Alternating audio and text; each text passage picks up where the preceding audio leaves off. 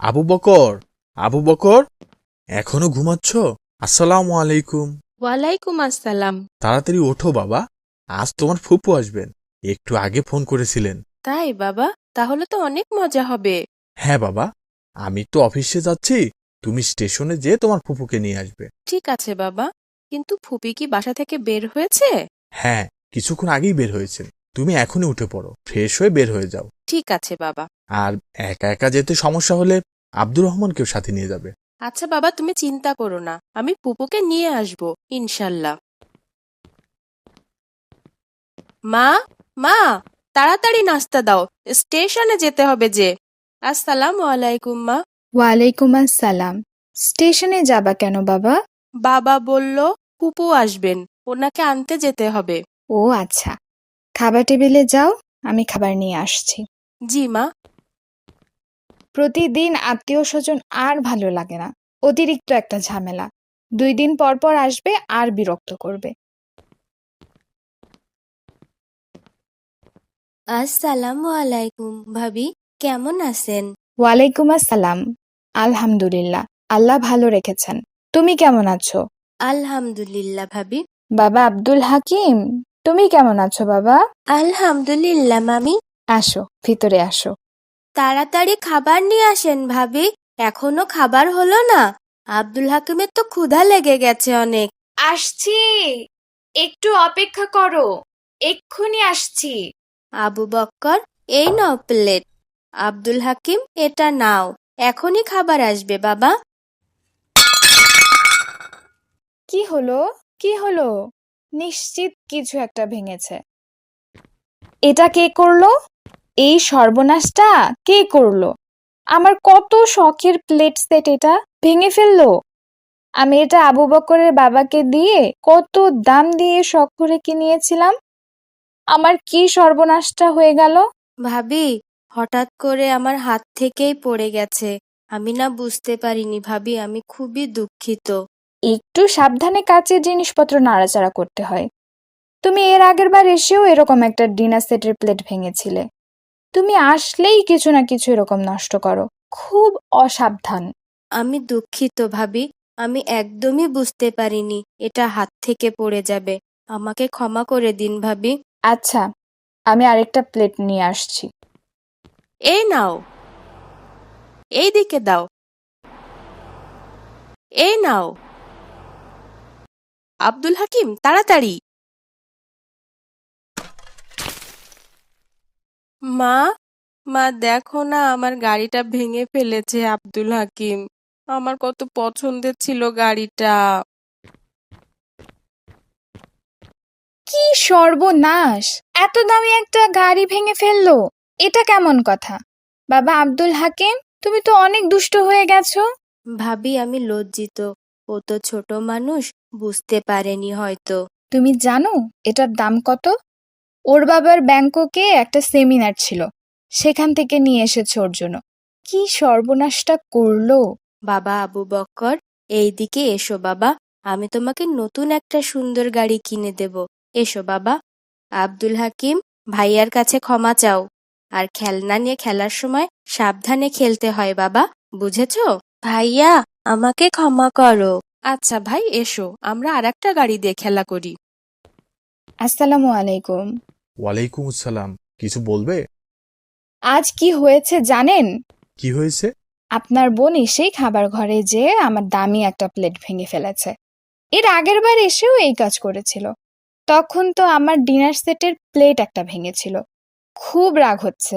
এসব বিরক্তি আর ভালো লাগে না। আচ্ছা, আমি আবার কিনে দিব তোমাকে। ইচ্ছা করে তো আর ভাঙেনি, হঠাৎ হয়ে গেছে হয়তো। তুমি আবার কিছু বলনি তো? তো বলবো না? আমার এত দামি প্লেট সেটটা এখন একটা প্লেট আর থাকলো না। আমার অনেক রাগ হচ্ছিল। আচ্ছা, আমি কিনে দিব, এত রাগ করতে হয় না। রাগ করবো না কেন? আবার আপনার বোনের ছেলে আব্দুল হাকিম কি করেছে জানেন? কি করেছে? আবু বক্করকে সিঙ্গাপুর থেকে যে গাড়িটা এনে দিয়েছিলে সেটা ভেঙে ফেলেছে। এত দামি একটা খেলনা। আমি পুরা বিরক্ত হয়ে গেছি ওদের আচরণে। একবার এ বাসায় আসলে তো যাওয়ার কোনো নাম থাকে না, দিনের পর দিন বিরক্ত করে। আমি ওদেরকে নিয়ে আর পারছি না। আমার এত আত্মীয় স্বজনের ঝামেলা ভালো লাগে না। ভাবি, আমি চলে যাচ্ছি। হঠাৎ যাচ্ছ কেন? কি হলো? আর 2-1 দিন থেকে যাও। না ভাবি, আব্দুল হাকিমের বাবা ফোন করেছিল, কি যেন কাজ পড়ে গেছে, আজকেই যেতে বলল। ঠিক আছে, সাবধানে যেও। এরপর আব্দুল হাকিমের বাবাকে নিয়ে এসো কিন্তু। আপনাদের অনেক বিরক্ত করলাম। এই বাড়িতে তো এখন আমার আর কোনো অধিকার নেই, আমার বিয়ে হয়ে গেছে তো। ফুপু, যেও না, আরো কিছুদিন থাকো না ফুপু। না বাবা, আর থাকবো না। তোমার ভাই ছোট তো, এখন অনেক বিরক্ত করে, বোঝে না। একটু বড় হোক, যখন বিরক্ত করবে না তখন আসবো। তুমি সাবধানে থেকো বাবা।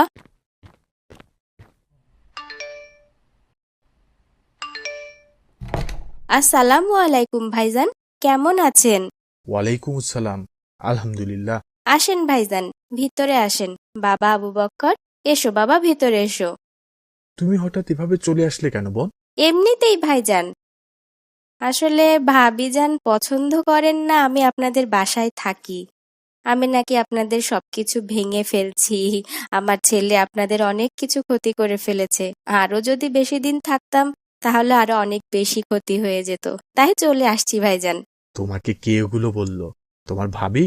না ভাইজান, ভাবি আমাকে কিছু বলেননি। ভাবি আপনাকে বলেছিলেন, আমি তখন ওটা শুনেছি। তুমি চলে আসার পর কি হয়েছে জানো? কেন, কি হয়েছে?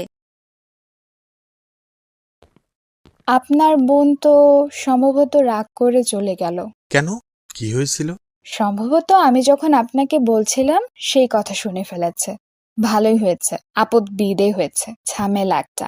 সি, এভাবে বলতে হয় না আবু বকরের মা। ওরা তো আমাদের আত্মীয়। আত্মীয়কে যথাযথ সম্মান করা, আপ্যায়ন করা ইসলাম নির্দেশ দিয়েছেন। তাদের প্রতি উত্তম আচরণের কথা বলা হয়েছে ইসলামে। তারা যদিও কোনো ভুল করে, তবুও তাদের প্রতি আমাদের উত্তম আচরণ বজায় রাখা উচিত। আমার অনেক বিরক্ত লাগে নিজেদের সংসারে কেউ এসে ঝামেলা করলে। আত্মীয় স্বজন একদম ভালো লাগে না। বিরক্ত হওয়া যাবে না।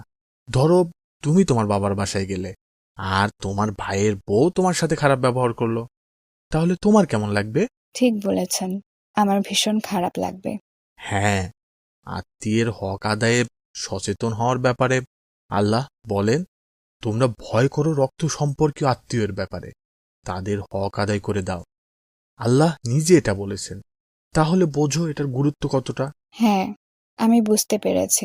তাছাড়া আমাদের রাসূল সাল্লাল্লাহু আলাইহি সাল্লাম বলেছেন, আত্মীয়তার সম্পর্ক ছিন্নকারী জান্নাতে প্রবেশ করবে না। এটা এতটাই জঘন্য পাপ। আত্মীয়ের ব্যাপারে আমাদের সবসময় সচেতন থাকা উচিত। আমি লজ্জিত, অনেক অনুতপ্ত। আমি এরপর আত্মীয় স্বজনের ব্যাপারে অনেক সচেতন হব ইনশাআল্লাহ। আপনি এখনই যে আবু বকরের ফুপুকে নিয়ে আসুন, আমার ক্ষমা চাওয়া উচিত। আমি রান্না করি ওদের জন্য। ঠিক আছে, আমি আবু বক্করকে নিয়ে বের হচ্ছি। এরপর তোমাকে আবার নিতে আসলাম। সত্যি ভাবি সত্যিই পাঠিয়েছে আপনাকে আমাকে নিয়ে যাওয়ার জন্য? হ্যাঁ বোন। ঠিক আছে ভাইজান, আমি এখনই যাচ্ছি রেডি হতে। ভাবি যে নিজের ভুল বুঝতে পেরেছেন, আমি তাতেই অনেক খুশি ভাইজান। আর সত্যি কথা বলতে, আমারও একটু সচেতন হওয়া উচিত। আমিও অনেক অসচেতন হয়ে গিয়েছিলাম। এখন থেকে আমিও চেষ্টা করব সচেতনভাবে চলার ইনশাল্লাহ। আপনি একটু বসুন, আমরা এখনই রেডি হয়ে বের হব ইনশাল্লাহ।